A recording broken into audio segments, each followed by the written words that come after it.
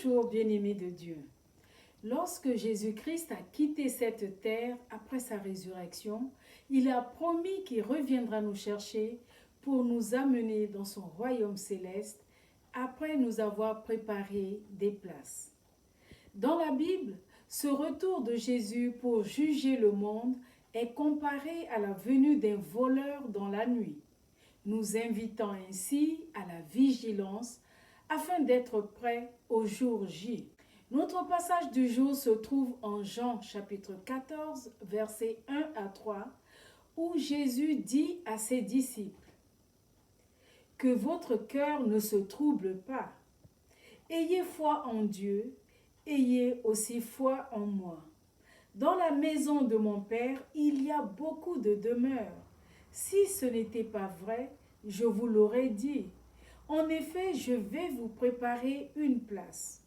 Lorsque je vous aurai préparé une place, je reviendrai et vous prendrai avec moi, afin que vous soyez vous aussi là où je suis. » Jésus est allé nous préparer une place, mais nous ne savons pas exactement quand est-ce qu'il reviendra. Il est vrai que tous les voyants d'alerte semblent passer au rouge avec tout ce qui se passe dans le monde depuis quelque temps.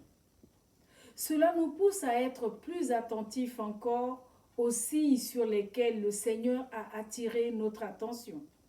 Des signes pour le monde tels que les catastrophes, les séismes, la dégradation des mœurs et des valeurs.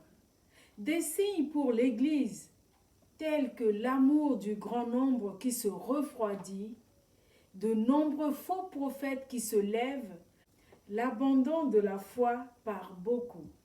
En Matthieu 24, 33, le Seigneur déclare: « Quand vous verrez tous ces événements, sachez que le Fils de l'homme est proche, comme aux portes de la ville. » Ce même évangile de Matthieu cite plusieurs images pour nous exhorter à la vigilance.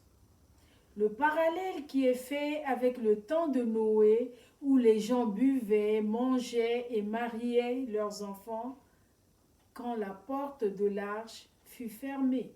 L'image du voleur qui n'annonce pas son arrivée. L'image du maître qui tarde à venir et qui arrive au milieu de la nuit. L'image de l'époux qui arrive dans la nuit au moment où les vierges folles n'avaient plus de réserve d'huile. Tout cela pour que nous prenions conscience qu'il revient bientôt, qu'il est donc temps de nous ressaisir, de nous lever et nous préparer.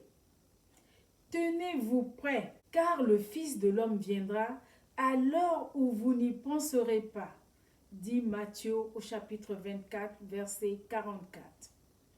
Tout comme un voleur s'en prend à un foyer par surprise, le retour de Jésus pour juger le monde prendra les incrédules par surprise.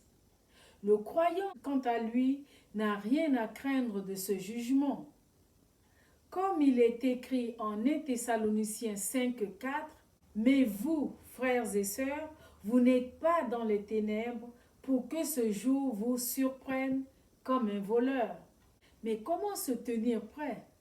D'abord, j'ai une parole pour toi qui doutes, toi qui n'as pas encore fait le choix de suivre Jésus-Christ et qui reporte cette décision. La Bible déclare en 2 Pierre 3, 9, « Le Seigneur ne tarde pas dans l'accomplissement de la promesse, comme quelques-uns le croient, mais il use de patience envers vous, ne voulant pas qu'aucun périsse, mais voulant que tous arrivent à la repentance. » Alors, bien-aimé de Dieu, fais le choix de la vie éternelle. Et pour toi qui es en Christ, continue de te lever chaque jour en considérant que c'est le jour J. Donc, ne cesse pas de chercher à discerner les bonnes œuvres que Dieu a préparées d'avance pour toi et ne te lasse pas de faire du bien.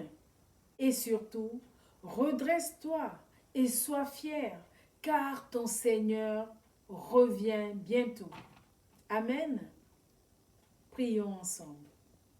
Seigneur Jésus, nous savons que tu ne cherches pas sciemment à nous surprendre, mais que tu nous prépares à l'avance à l'événement que tu es en train d'amener à son accomplissement. Tes œuvres sont parfaites et par tes avertissements et encouragements, nous reconnaissons le Dieu d'amour que tu es et qui veut que tout le monde soit sauvé. Continue, Seigneur, à nourrir notre espérance de ton retour glorieux. Que ton nom soit élevé. Amen. Excellente journée. Nous tenons fin prêt à tout moment pour aller à la rencontre de notre Seigneur. Soyez tous bénis.